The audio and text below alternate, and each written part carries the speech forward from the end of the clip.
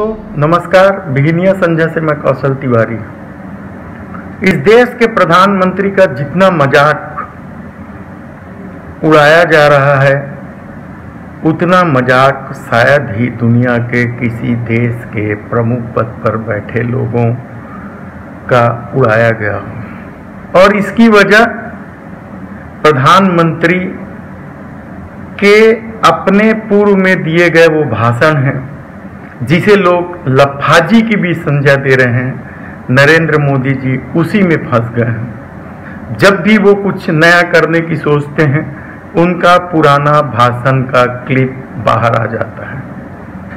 Corona काल में भी प्रधानमंत्री की लापरवाही किसी से छिपी नहीं है। तब जिन्हें लफाजी मानकर बार बार वो क्लिप बाहर आ रहा है वो आप देखिए और खुद सोचिए कि देश के प्रधानमंत्री को इस देश की कितनी समझ है। वे लूट रहे हैं सपनों को, मैं चैन से कैसे सो जाऊं। वो बेच रहे हैं भारत को, वो बेच रहे हैं भारत को, खामोश मैं कैसे हो जाऊं। हाँ मैंने कसम उठाई है, हाँ मैंने कसम उठाई है, मैं देश नहीं बिकने दूंगा। सरकार खुद एंटरप्राइज चलाएं, उसकी मालिक बनी रहे। आज के युग में न ये आवश्यक है न ये संभव रहा है। इसलिए मैं कहता हूं government has no business, I am accountable.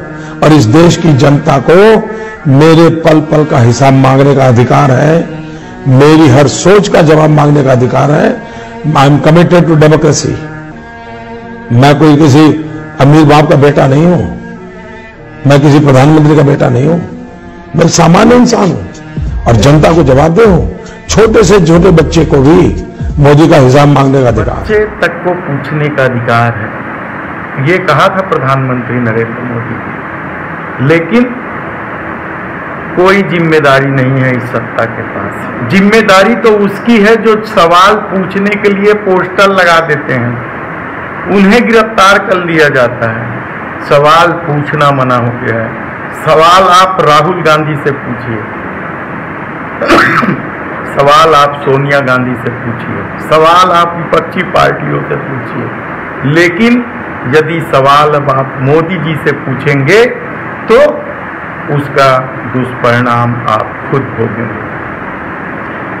इस तरह की लफाजी के साथ सत्ता में आई और सत्ता में बने रहने के बाद भी लफाजी का दौर जारी है। धन्यवाद।